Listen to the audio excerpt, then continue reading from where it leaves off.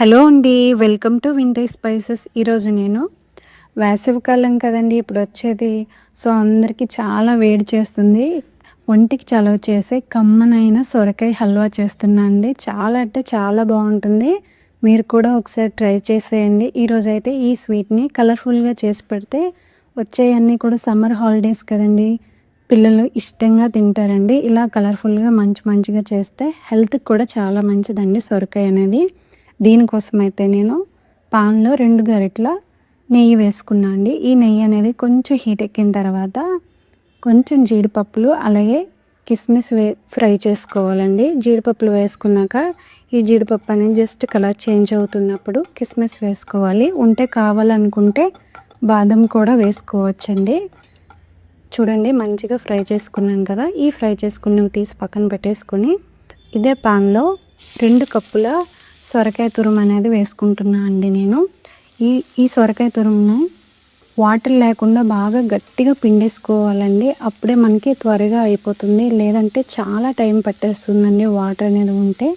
చూసుకోండి, వాటర్ లేకుండా మంచిగా పిండుకొని వేసుకోండి.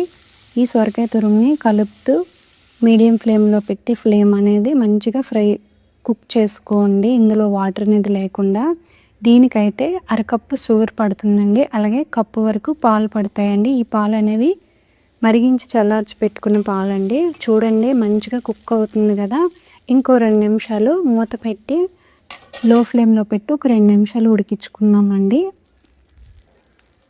చూడండి మంచిగా కుక్ అయింది కదా. ఇప్పుడు ఇందులో మనం కాచి చల్లార్చుకున్న పాలు అనేవి వేసుకొని ఒకసారి ఈ పాలన్నీ కూడా ఎగిరిపోయే వరకు కలుపుతూ ఫ్రై చేసుకోవాలండి.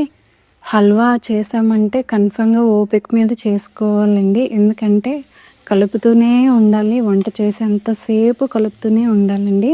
చూడండి మంచిగా పాలన్నీ కూడా ఇంకిపోయాయి కదా. ఇప్పుడు ఇందులోనే షుగర్ అనేది వేసుకొని, షుగర్ వేసాక కూడా ఇంకా మంచిగా పాన్ నుంచి సపరేట్ అయ్యేంత వరకు కూడా కలుపుతూ కుక్ చేసుకోవాలండి. మంచిగా ఫ్లేమ్ అనేది మీడియం టు సిమ్ ఫ్లేమ్లో అడ్జస్ట్ చేసుకుంటూ చేసుకోవాలండి.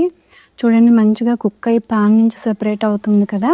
ఈ టైంలో కొంచెం అండి, చాలా తక్కువ ఫుడ్ కలర్ వేసుకుంటున్నా అండి. మీకు కావాలంటే వేసుకోవచ్చు, లేదంటే లేదండి.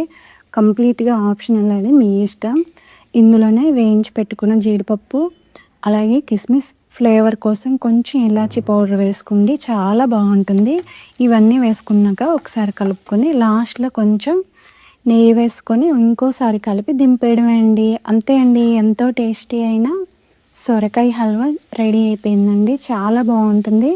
మీరు కూడా ఒకసారి ట్రై చేయండి. ఎలా వచ్చిందనేది కామెంట్ సెక్షన్లో కామెంట్ పెట్టండి. అలాగే వీడియో నచ్చితే లైక్ చేయండి, షేర్ చేయండి.